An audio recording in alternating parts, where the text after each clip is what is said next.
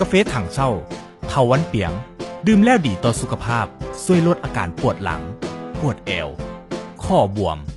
ข้ออักเสบโรครูมาตอยด์ปวดตามข้อโรคเกากระดูกทับเส้นมือตีนมือสาแก้ปวดเมื่อยด้วยสมุนไพรที่มีคุณสมบัติออกฤทธิ์ทางยาหลายชนิดบ่ว่าจะเป็นถังเช่าแท้เถาวัลย์เปียงเห็ดลิ้นจือใบปากล้วยโสมทั่วขาวโกจิเบอร์รี่เพียงดื่มมื้อละซองอาการต่างๆก็จะหายไปสุขภาพดีขึ้นอย่างชัดเจน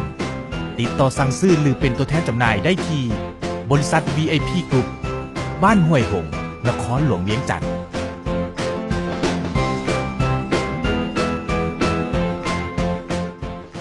ดังนี้กาแฟถังเช่าเฮลินจือถั่วขาวโกจิเบอร์รี่วิตามินซีซูคราโลกระบองเพชรส้มแขกโซเนียนฟีโคลิเนนใบแปะกล้วยอินูลินแอลคาร์นิทินครีมเทียมแอลอาร์จินินใยอาหารอันกลูตาไลโอนแมกนีเซียมกรีนเซอร์โรโฟแฟตสกัดแบนออร์แกนิกบ่มีสารตกค้างดีต่อระบบการย่อยอาหารช่วยสร้างน้ำย่อยในกระเพาะและตับอ่อนเพื่อการเผาผลาญไขมันมีส่วนช่วยในเรื่องการบำรุงสายตาช่วยควบคุมน้ำหนักปรับสมดุลของน้ำตาลในเลือด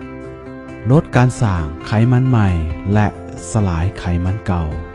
เพิ่มอัตราการไหลเวียนเลือดและเพิ่มความสดชื่นให้กับร่างกายควบคุมน้ำตาลในเลือดลดอัตราความเสี่ยงของโรคเบาหวานช่วยต่อต้านอนุมูลอิสระชะลอความเสื่อมสลายของร่างกายลดเลือนริ้วรอยต่างๆการปวดเมื่อยตามร่างกายลดอาการอักเสบของกล้ามเนื้อเสริมสร้างภูมิคุ้มกันให้กับร่างกายต่อต้านอนุมูลอิสระเสริมสร้างความจำเพิ่มการไหลเวียนของเลือดและบำรุงอีกหลายชนิดเป็นต้นแมนเถาวัลย์เปียงเป็นสมุนไพรมากคุณค่าบอกลาอาการปวดเมื่อยบรรเทาอาการปวดคออักเสบขับปัสสาวะแก้ปัสสาวะพิการบรรเทาอาการปวดเมื่อยปวดหลังปวดแอวอยากมีสุขภาพที่ดีกาแฟถังเช่าเถาวัลย์เปียงดื่มแล้วดีต่อสุขภาพช่วยลดอาการปวดหลังปวดเอวข้อบวมข้ออักเสบโรครูมาตอยด์ปวดตามข้อโรคเกากระดูกทับเส้นมือตีนมือสาแก้ปวดเมื่อยด้วยสมุนไพรที่มีคุณสมบัติออกฤทธิ์ทางยาหลายชนิดบ่ว่าจะเป็นถังเช่าแท้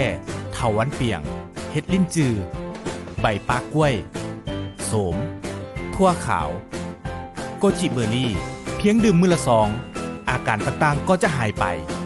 สุขภาพดีขึ้นอย่างชัดเจนติดต่อสั่งซื้อหรือเป็นตัวแทนจำหน่ายได้ที่บริษัท VIP Group